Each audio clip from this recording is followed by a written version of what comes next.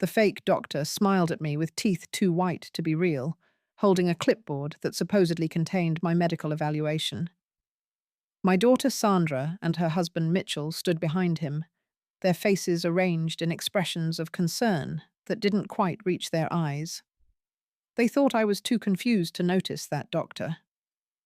Marcus Webb had never worked at Boston Presbyterian Hospital, that his medical license number was fraudulent, and that the diagnosis of severe dementia he was about to deliver was worth exactly $30 million to them.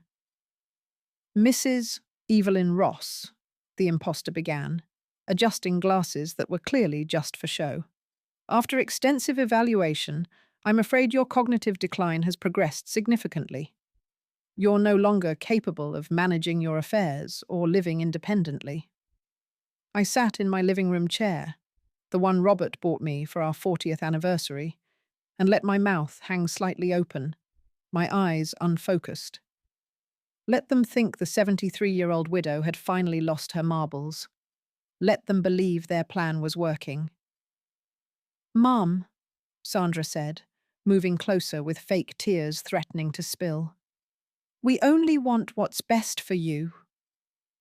Golden Acres is a wonderful facility. They'll take such good care of you." Golden Acres. I'd researched it thoroughly. The cheapest nursing home in the state, with 3 violations for patient neglect and a mortality rate that would make a wartime hospital jealous. The perfect place to dump an inconvenient mother while you seized control of her assets. I don't understand," I said, making my voice quaver. "Where's Robert?" "He was just here." Sandra exchanged a meaningful look with Mitchell. Robert, my husband, had been dead for 5 years. Playing confused about his death was part of my performance, and they ate it up like hungry wolves. "Mum, Dad's been gone for 5 years," Sandra said gently, though I caught the excitement underneath. Every sign of confusion was another step closer to their goal. Mitchell pulled out a folder thick with documents. "Mrs. Ross, we've already made all the arrangements. You just need to sign these papers, and we'll handle everything else." Power of attorney documents, asset transfer forms, a pre-signed admission to Golden Acres. And buried on page 47, a full transfer of my investment portfolio to Sandra's name for management purposes. They'd been thorough, I'd give them that. But not thorough enough. You see, I wasn't just Evelyn Ross, confused widow. I was also doctor. Evelyn Ross, retired FDA inspector who'd spent 30 years investigating medical fraud. When Mitchell first suggested I needed evaluation 6 months ago, I knew exactly what game they were playing. So I decided to play along, with a few modifications of my own. "Where do I sign?" I asked, picking up the pen with a shaking hand. "Right here, Mum." Sandra guided my hand to the signature line, barely containing her glee. I signed every document, every single one. "Sandra Ellen Ross," I wrote, instead of Evelyn Sarah Ross. A small difference, but legally significant. I was signing my daughter's name, not mine. And since she was witnessing her own signature on documents that benefited her, it would all be invalid. But they didn't notice. They were too busy calculating their newfound wealth. Dr. Webb stood up, shaking Mitchell's hand. "She should be transferred to the facility within 48 hours. The sooner the better, given her rapid decline." "We'll pack her things tonight," Mitchell assured him, already eyeing my grandmother's antique clock on the mantel. After they left, I sat alone in my house, supposedly defeated. In reality, I was counting down. 47 hours and 23 minutes until the trap would spring. I picked up my phone and called my real doctor, Patricia Newman, who'd been my physician for 20 years. "Patricia?" "It's Evelyn." They took the bait. "Are you sure you want to go through with this?" she asked. "Once you're in that facility, I'll be exactly where I need to be to document everything. Trust me, Patricia. I've taken down bigger frauds than my daughter and her greedy husband. That night, Sandra and Mitchell came to help me pack. They filled 2 small suitcases with my oldest clothes while loading my jewelry, important documents, and valuables into their car. You won't need these at Golden Acres, Mom, Sandra said, taking my wedding ring right off my finger. We'll keep them safe for you. Ella see that mattered. What about my photo albums? I asked, genuinely curious if they'd let me keep memories of the family I'd raised. Those old things? They'll just confuse you more, Mitchell said, tossing them into a garbage bag. Better to start fresh. I watched him throw away 50 years of photographs, birthdays, graduations, Sandra's wedding, where I'd paid for everything despite Mitchell's family being old money that turned out to be old debt. The irony wasn't lost on me that she was erasing the evidence of everything I'd done for her. The next morning, I made one last call before they arrived, this one to James Morrison, not a fake doctor, but a very real FBI agent who specialized in elder fraud. Agent Morrison? They're moving me to Golden Acres today. Are your people in place? We have agents positioned as staff members, Mrs. Ross. Every room is wired. The moment they try to access your accounts with those fraudulent documents, we'll have them. And Dr. Webb? Already in custody? He flipped immediately. Turns out this isn't his first rodeo. He's done this to 12 other families. Your daughter just happened to hire the most prolific elder fraud conspirator on the East Coast. Lucky me, I said dryly. Mrs. Ross, I have to ask again. Are you sure you want to be admitted to that facility? We could arrest them now. No. I need them to complete the crime. I need it airtight, and I need to see how far my own daughter is willing to go. The transport van arrived at noon. Not a medical transport, just a regular van Mitchell had rented. No medical supervision for a supposedly severe dementia patient. Another violation to add to the list. Sandra didn't even ride with me. We'll visit soon, Mum, she said, not meeting my eyes. Once you're settled. The driver, a man who introduced himself as Tony, was actually Agent Anthony Garza. You okay, Mrs. Ross? He asked quietly once we were away from the house. I'm exactly where I need to be, I told him. Just remember to look confused when we arrive. Golden Acres was even worse than the photos suggested. Peeling paint, the smell of disinfectant failing to mask other odors, and residents parked in wheelchairs along the hallways like abandoned cars. The reception area tried to look cheerful with faded posters about living your golden years, but the overwhelming atmosphere was one of decay and neglect. New arrival? The receptionist asked Tony without looking up from her phone. Evelyn Ross, dementia patient. Family's already handled the paperwork. She handed over a key.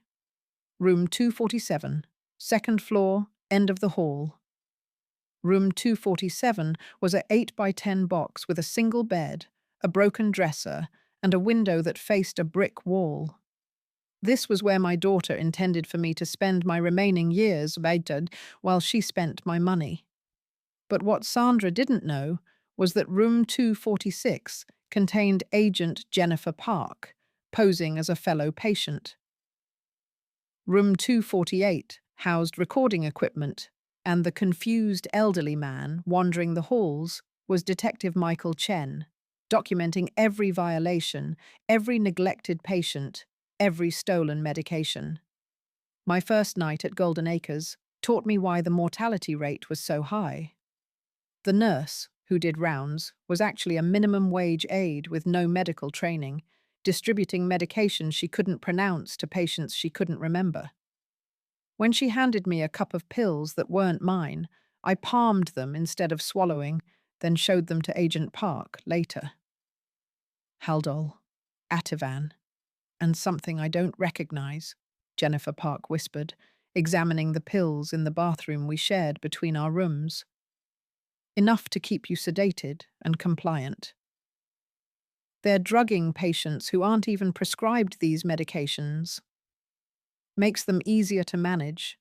A confused, sedated elderly person won't complain about missing belongings or stolen money. I'd been at Golden Acres for 3 days when Sandra made her first and only visit. She arrived in a new Mercedes. Apparently, my money was already being put to use. "Hi, Mum," she said, sitting uncomfortably on the broken chair in my room. "How are you settling in?" I stared at her blankly, drooling slightly for effect. The drugs they thought I was taking would have reduced me to this state by now. "Good, good," she said, though I hadn't responded. "Mitchell's handling all your finances now, so you don't have to worry about anything." She stayed exactly 15 minutes, took a selfie visiting Dear Mum for her Facebook page, and left. She didn't notice that the confused elderly man in the hallway followed her to the parking lot and photographed her license plate, or that the janitor mopping the floors was recording every word. That night, I wandered the halls in my robe and slippers, playing the part of a dementia patient while actually documenting everything. The locked medicine cabinet that stayed open because the lock was broken, the emergency exits that were chained shut, a fatal fire code violation.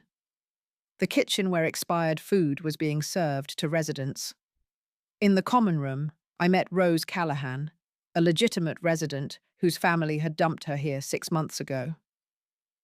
"They don't come anymore," she told me, her eyes clear despite the drugs they forced on her. "Took my house, my savings, everything, said it was for my own good." "What's your daughter's name?" I asked. "Patricia Callahan Webb. Her husband's a doctor." My blood ran cold. "Dr. Marcus Webb. You know him?" I knew him all right. The same fake doctor who'd diagnosed me was married to this woman's daughter. How many families had they destroyed? I spent the next 2 weeks documenting everything. Agent Park and I developed a system. I'd wander into other residents' rooms, confused and lost, while she photographed evidence of neglect. Detective Chen mapped the entire facility's violations while pretending to shuffle aimlessly through hallways. But the real breakthrough came when I discovered the basement. Golden Acres supposedly had 40 residents, but I'd counted 53 occupied rooms. Where were the extra 13 residents in the official paperwork? The answer was downstairs, in rooms that weren't supposed to exist. 13 elderly people, all supposedly transferred to other facilities or deceased, still very much alive and forgotten. Their families were still paying for their care, but the money went directly into the facility director's accounts. "Ghost residents," Agent Morrison explained when I called him from the bathroom at 3 a.m. "They're officially dead or transferred, but kept alive to maintain the income stream. This is bigger than just your daughter's fraud." "How much bigger?" Golden Acres is part of a chain. 7 facilities, all running the same scam. We're talking about hundreds of victims, millions in fraud. And Sandra just happened to choose this place. No coincidence. Mitchell's been getting kickbacks for every patient he refers here. Your daughter didn't just try to steal your money. She sold you into a medical trafficking ring. The rage I felt was cold and precise. My own daughter hadn't just betrayed me for money. She'd sentenced me to a slow death in a fraudulent facility that was literally hiding people in the basement like a horror movie. 3 weeks into my stay, Mitchell made his move. Using the power of attorney documents I'd signed, incorrectly, he attempted to transfer my entire investment portfolio, $30 million in stocks, bonds, and real estate holdings. What he didn't know was that my actual financial advisor, Harold Morrison, Agent Morrison's father, though Mitchell never made that connection, had been instructed to flag any unusual activity. The moment Mitchell's request came through, the FBI was notified. But we didn't stop him. Not yet. We let the transfer go through to an account we controlled, let him think he'd won. The celebration dinner he and Sandra had that night at Boston's most expensive restaurant was thoroughly documented by Agent Morrison, who happened to be dining at the next table. 30 million, I heard Sandra squeal on the recording. We actually did it. Your mother made it easy, Mitchell replied. Stupid old woman didn't even read what she was signing. Should we visit her? Why? She won't remember anyway. Besides, I give her 6 months in that place, tops. They'll over-medicate her, she'll develop pneumonia, and that'll be that. Natural causes, no investigation. You're sure? I've referred 12 patients there. None of them lasted a year. The beauty is, it looks like natural decline. Nobody questions when a dementia patient dies. They were planning my murder, not directly, but through deliberate neglect. And they were laughing about it over champagne that cost more than a Golden Acres resident's monthly care. Week 4 brought an unexpected visitor. Thomas Ross, my late husband Robert's brother, who lived in California. He'd flown out after not being able to reach me for a month. Tommy, I said, genuinely surprised. We'd been close once before Robert's death and the family drift that followed. Jesus Christ, Evelyn, he said, looking around the squalid room. What the hell happened? Sandra said you were in a luxury care facility. I wanted to tell him everything, but I couldn't break cover. Not yet. So I played confused, muttering about Robert and asking what year it was. But I slipped him a note when he hugged me goodbye. Don't trust Sandra. Call Harold Morrison. Thomas, God bless him, was smarter than my daughter gave anyone credit for. He called Harold immediately, who connected him with Agent Morrison, who explained everything. You're telling me my niece is trying to kill my sister-in-law? Thomas's rage was audible, even from the next room where Agent Park was recording. Not trying, succeeding if we don't act soon. But we need more evidence. We need them to fully commit to the crime. What more do you need? They've stolen her money, locked her in this hellhole. We need conspiracy to commit murder, not just fraud. We need them on tape, planning her death. Thomas volunteered immediately. I'll wear a wire. I'll meet with them. Tell them I want in on the scheme. I never liked Sandra anyway, spoiled brat who treated Evelyn like an ATM. The meeting was arranged for the next day. Thomas told Sandra he knew about the money and wanted his cut, threatening to expose them if they didn't cooperate. Uncle Tommy, Sandra said smoothly on the recording, I don't know what you think you know. I know Evelyn's worth 30 million and suddenly has dementia right when you need money. I know Mitchell's been referring patients to Golden Acres for kickbacks. I know you're waiting for her to die. Even if that were true, what makes you think we'd share? Because if you don't, I'll have her transferred to a real facility. One where she might miraculously recover her faculties and remember how to call a lawyer. There was a long pause. Then Mitchell spoke. What do you want? 5 million, and you accelerate the timeline. Accelerate? She's 73, could live another decade, unless someone helps nature along. We're not murderers, Sandra protested. No, you're just leaving her in a place where she'll be murdered slowly. I'm suggesting we be more efficient, double her medication. She has a heart condition. Too much digoxin would look like natural cardiac failure. You're talking about killing my mother. I'm talking about ending her suffering. She's confused, alone, living in squalor. Is that any life? We'd be doing her a favor. Another pause. Then Sandra's voice, cold and clear. How much digoxin? They planned my murder for the next week. The nurse would be bribed to administer a fatal dose, making it look like a medication error. Common enough in understaffed facilities that it rarely triggered investigation. The night before my scheduled murder, I sat in my room at Golden Acres, surrounded by hidden FBI agents and recording equipment, writing what could have been my last letter. Not because I thought the plan would fail, but because I needed Sandra to find it later, to understand exactly what she'd become. Dear Sandra, I wrote, by the time you read this, you'll either be in federal prison or trying to explain to a jury why you conspired to murder your mother for money. Either way, I want you to know, I knew everything from the beginning. Agent Park knocked softly on the connecting door. It's time, Mrs. Ross. They're moving. Through the surveillance equipment, we watched Mitchell arrive at Golden Acres at 2 a.m. with a briefcase containing $50,000 in cash, payment for the nurse who would administer the fatal dose. What he didn't know was that the nurse was Agent Maria Rodriguez and the digoxin was sugar pills. Mrs. Ross needs her medication adjusted, Mitchell told her, sliding the briefcase across the desk. Doctor's orders. This is 10 times her normal dose, Agent Rodriguez said, examining the forged prescription. This could kill her. That's the point, Mitchell said coldly.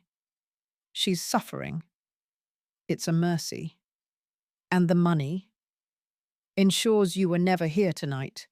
You came in tomorrow morning to find she'd passed peacefully in her sleep. Natural causes. Happens all the time here. Agent Rodriguez took the briefcase. I'll need 15 minutes. Mitchell smiled. Take your time. I'll wait in the car. As Agent Rodriguez walked toward my room with the medication cup, the FBI strike teams were already moving into position. One team at Mitchell's car, another at Sandra's house, where she was awake, waiting for the call that her mother was dead. A third team at the facility director's home, where he was counting the latest kickback payments. Rodriguez entered my room and sat beside my bed. Mrs. Ross, she whispered, we got everything. Full confession, money exchange, conspiracy to commit murder. Are you ready? I sat up, fully alert for the first time in 5 weeks. I've been ready since the day my daughter decided I was worth more dead than alive. The arrests happened simultaneously at 2:47 a.m. Mitchell was pulled from his Mercedes, screaming about his rights and demanding his lawyer. The same lawyer, ironically, who'd helped create the fraudulent power of attorney documents. Sandra was in her kitchen, pouring champagne to celebrate her impending inheritance when the FBI broke down her door. She was wearing my mother's pearl necklace, the one she'd taken from my jewelry box the night before I was committed. Sandra Ross Mitchell, you're under arrest for conspiracy to commit murder, elder abuse, fraud, and violation of federal RICO statutes. RICO? She gasped as they cuffed her. That's for organized crime. Exactly, Piotr, Agent Morrison said. Your husband's patient referral scheme, the fake doctor network, the nursing home fraud. It's all organized crime, and you're at the center of it. The facility director tried to run, but was caught trying to shred documents in his office. The documents that showed 63 ghost residents across his 7 facilities, generating over $2 million monthly in fraudulent Medicare and insurance claims. Dr. Marcus Webb, already in custody, had provided everything: names, dates, victims. 47 elderly people had been wrongfully committed using his fake diagnoses. 12 had died under suspicious circumstances, all so their families could steal their assets. I was evacuated from Golden Acres at 3 a.m., along with every other resident. The legitimate patients were transferred to real medical facilities. The 13 ghost residents in the basement were reunited with families who'd been told they were dead. Rose Callahan, whose daughter was married to the fake doctor, grabbed my hand as they wheeled her past. "You saved us all," she whispered. "We saved each other," I told her. The next morning, I stood in the FBI field office, looking through one-way glass at my daughter in an interrogation room. She looked smaller without her designer clothes and carefully applied makeup. She looked, for the first time in years, like the little girl who used to crawl into my bed during thunderstorms. "Do you want to speak with her?" Agent Morrison asked. "Yes." Sandra looked up when I entered, and her face went through several expressions: shock, fear, anger, and finally, desperate hope. "Mum, you're okay? You're not demented?" "No, Sandra. I never was. Every moment of confusion, every blank stare, every forgotten name, it was all an act. But the doctor said, the fake doctor you hired. Yes, he said exactly what you paid him to say." Sandra's face crumbled. "It was Mitchell's idea. All of it. I just wanted—" "You wanted my money. Don't insult both of us by pretending otherwise. I heard the recordings, Sandra. You planning my murder. You laughing about how stupid I was. You celebrating while thinking I was dying. I didn't mean—" "You meant every word. But what hurts most isn't the money. It's not even the murder plot. It's that you threw away 50 years of my love for $30 million I would have given you anyway." "What?" I pulled out a document from my bag. "My real will. Written 10 years ago. You were to inherit everything. All 30 million, plus the properties, the investments, everything. All you had to do was wait and be my daughter." Sandra stared at the will, tears streaming down her face. "I didn't know." "Because you never asked. You never talked to me about anything except money. When did you last ask about my day, my health, my dreams? When did you last say I love you without wanting something?" "Mum, please." "I'm not finished. Do you know why I have $30 million? Because after your father died, I worked 18-hour days building his failing business into an empire. I invented 3 FDA-approved medical devices. I have 17 patents. But you never knew that, because you never saw me as anything more than a bank account. I'm sorry. You're sorry you got caught. There's a difference." I stood to leave, then turned back. "Your children, my grandchildren, they'll know what you did. They'll know you tried to murder their grandmother for money. That's your legacy now." "Mum, wait. Please, I love you." I paused at the door. "No, Sandra. You love my money. You loved the idea of inheriting it. But love me? You put me in a place where people go to die, then paid someone to make sure I did. That's not love. That's greed wearing the mask of family." The trials were a sensation. The media called it the Golden Years murders, a nationwide conspiracy involving 7 states, 300 victims, and over $100 million in fraud. Mitchell got 40 years for murder conspiracy and racketeering.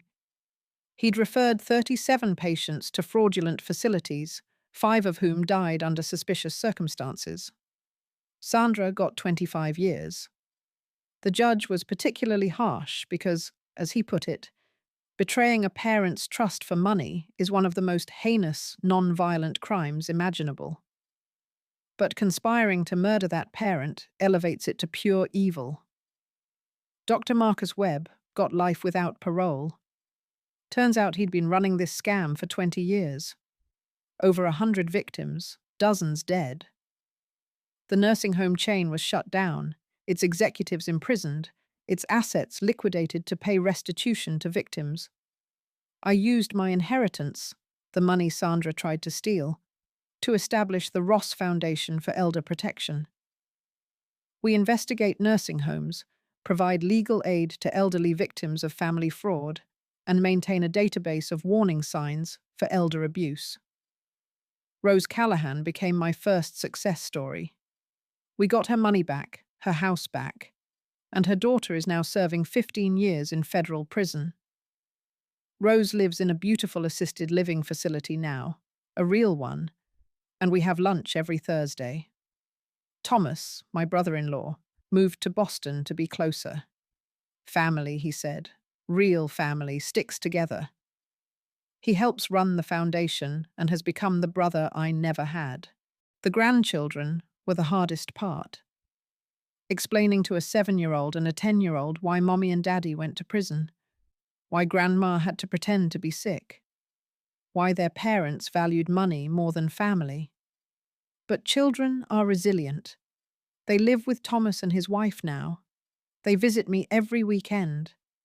And slowly they're learning what real love looks like, not the grasping, greedy version their parents showed, but the patient, protective love of a grandmother who went through hell to save not just herself, but dozens of others. 6 months after the arrests, I received a letter from Sandra in prison. 6 pages of self-pity, justification, and blame-shifting. But the last line was revealing. I still don't understand how you fooled us all. I wrote back one sentence. I didn't fool you.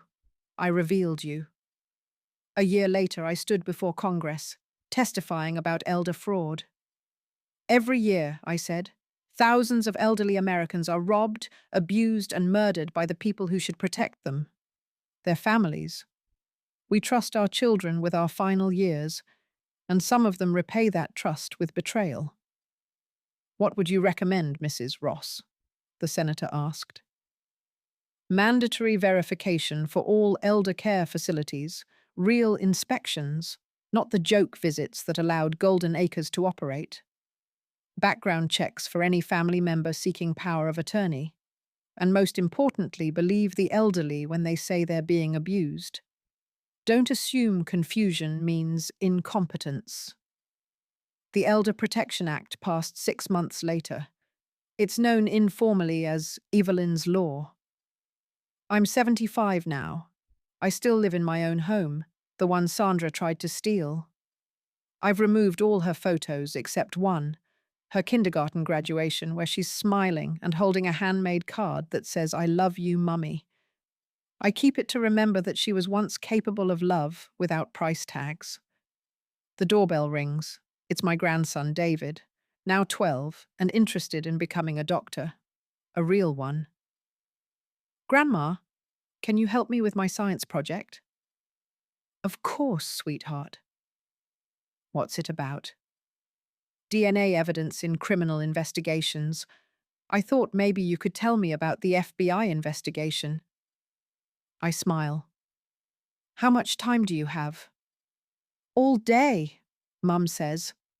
I mean, Aunt Susan says you're the smartest person she knows. Your aunt is biased. But yes, I'll tell you everything. Knowledge is power, David. And power, used correctly, can save lives. We sit in my living room, not the kitchen, never the kitchen, and I tell him how his grandmother went undercover in a nursing home to expose a criminal empire. How she pretended to be weak to catch predators, how she saved dozens of elderly people from abuse and death. Were you scared? He asks. Every day. But fear is just information telling you to be careful. It shouldn't stop you from doing what's right. Dad tried to kill you, he says quietly. It's not a question.